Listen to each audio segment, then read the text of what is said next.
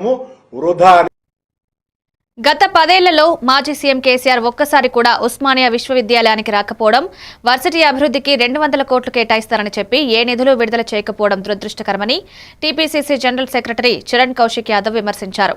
అయితే ముఖ్యమంత్రి రేవంత్ రెడ్డి పదవిలోకి వచ్చిన వెంటనే 2 సార్లు ఓయూని సందర్శించడంతో పాటు విద్యారంగ సమగ్రాభివృద్ధి కోసం భారీగా 1000 కోట్లు కేటాయించడం ఆయన కట్టుబాటుకు నిదర్శనమన్నారు. విద్యాశాఖను సీఎం తన వద్దే ఉంచుకోవడం విద్యార్థుల సమస్యలను ప్రత్యక్షంగా పరిశీలించే సంకల్పానికి ప్రతీకగా నిలుస్తోందని చరణ్ కౌశిక్ యాదవ్ తెలిపారు.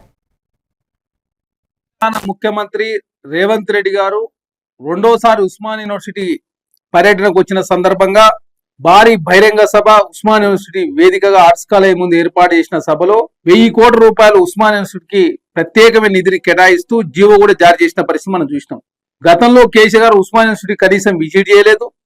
తను ముఖ్యమంత్రిగా ఉన్నప్పుడు 200 కోట్ల రూపాయలు ఇస్తారని చెప్పేసి మాట ఇచ్చి ఉస్మాన్ యూనివర్సిటీకి కనీసం రూపాయి కూడా ఇచ్చిన పాపన కేసీఆర్ గారు పోలేదు. ఉస్మాన్ యూనివర్సిటీ కానీ తెలంగాణ రాష్ట్రంలో ఉన్నటువంటి యూనివర్సిటీలు పరుచుకున్న పాపాన పోలేదు.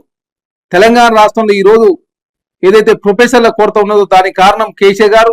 అదే కాకుండా ఏనాడు కూడా ఎడ్యుకేషన్ మీద రివ్యూ కూడా నిర్వహించిన సందర్భం మనం చూడలే.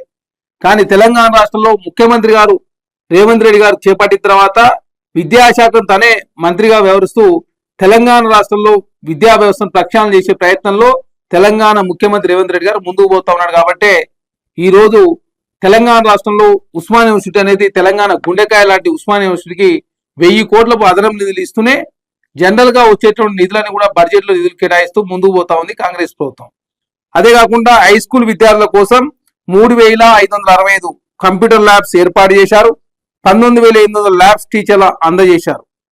అదే కాకుండా కులమతాల భేదాలు లేకుండా విద్యార్థులంతా కలిసి చదువుకోవాలని చెప్పేసి సదుద్దేశంతో ఉంది. ప్రతి నియోజకవర్గానికి యంగ్ ఇండియా ఇంటిగ్రేటెడ్ రెసిడెన్షియల్ స్కూళ్లను స్థాపించాలని చెప్పి ప్రభుత్వం భావించి 78 నియోజకవర్గాల్లో 200 కోట్ల రూపాయలకు తక్కువ కాకుండా 20 నుంచి 25 ఎకరాలు ఏర్పాటు చేస్తా ఉంది రాష్ట్ర ప్రభుత్వం.